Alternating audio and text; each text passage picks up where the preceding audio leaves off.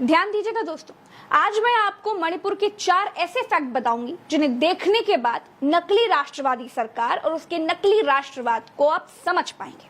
आपको वीडियो पूरा देखना है। अगर आपके पास अभी समय नहीं है तो आपसे निवेदन है कि वीडियो को सेव कर लें, आराम से देखें, क्योंकि बतौर नागरिक अगर आप इसे नहीं देखेंगे तो समझ ही नहीं पाएंगे कि आपको विश्वगुरु बनाने का सपना दिखाकर कैसे नफरत गुरु बनाया जा रहा है।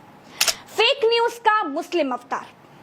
गोदी मीडिया ये अच्छे से जानता है कि मणिपुर की घटना पर एक हो चुके भारत को हिंदू और मुसलमान करके ही बांटा जा सकता है। गिद्ध गोदी मीडिया मणिपुर पर झूठा मुसलमान एंगल खोज करके ले आया और बताया कि मणिपुर के वायरल वीडियो में अब्दुल को गिरफ्तार कर लिया गया है।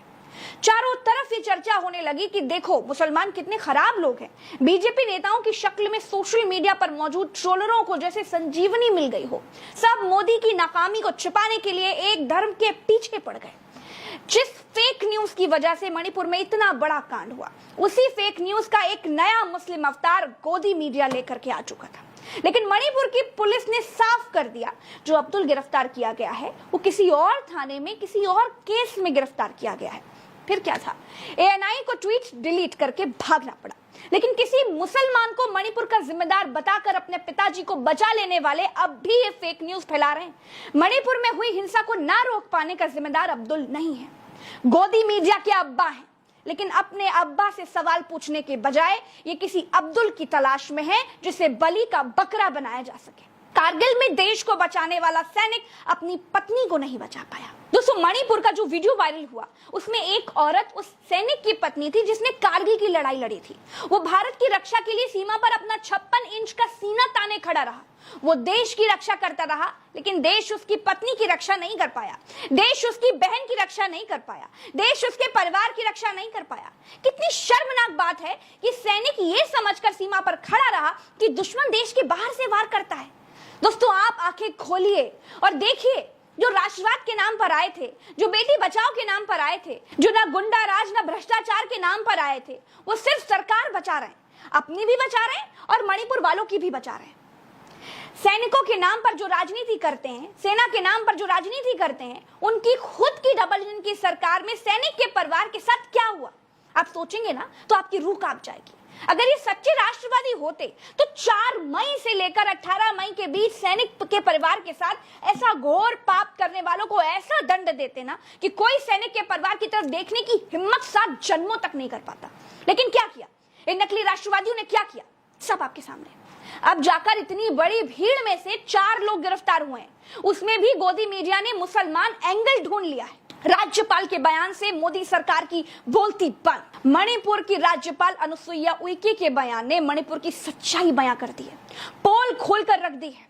राज्यपाल से ज्यादा मणिपुर का सच और कौन बता पाएगा, सोचिए। और जो राज्यपाल ने बताया है ना, उसे सुनकर सरकार को दस्त लग गए हैं।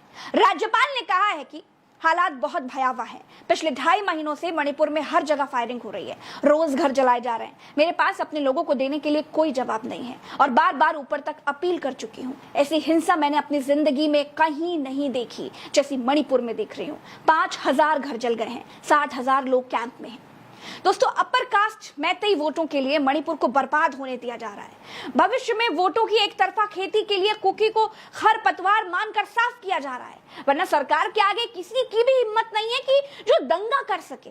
डबल इंजन की सरकारों की नाक के नीचे ये खेल चल रहा है और सरकार चुप बैठी है। राज्यपाल का ये बयान नहीं है, बीजेपी सरकार के मुंह पर तमाचा है, बीजेपी सरकार के निकम्मेपन का पोथा है, जिसे गोदी मीडिया हिंदू मुसलमान करके दबा देना चाहती है। दोस्तों, टेलीग्राफ के सच से 56 इंच की छाती छलनी हो गई। इस अखबार को देखिए, इस अखबार का नाम द टेलीग्राफ है। नरेंद्र मोदी देश के प्रधानमंत्री होकर भी मणिपुर पर 79 दिनों के बाद बोले, और सिर्फ इतना बोले कि उनका हृदय क्रोध और पीड़ा से भरा है। ऐसा लग रहा था जैसे देश ने प्रधानमंत्री नहीं दार्शनिक चुना है। इसीलिए द टेलीग्राफ ने 79 मगरमच्छ बनाए और लिखा, दर्द और शर्म को 56 इंच की खाल भेदने में 79 दिन लग गए। 79 मगरमच्छ बनाए और आखिरी मगरमच्छ के आंख से आंसू निकाला। कहीं मोदी का नाम नहीं लिखा, लेकिन दुनिया ये समझ गई कि किसके लिए लिखा गया है। इस अखबार का पहला पन्ना जिसने भी देखा उसने इस अखबार की सच्चाई को सलाम किया, बस सच बोलने की इस हिम्मत को सलाम किया। एक तरफ गोदी मीडिया है जो अपने पिताजी के लिए मुसलमान एंगल खोज करके ला रही है, और दूसरी तरफ इकलौता ऐसा अखबार भी है जो सच लिखने का दम रखता है। दोस्तों, मणिपुर के इस सच्चे एनालिसिस में इतना ही। नमस्कार, जय हिंद।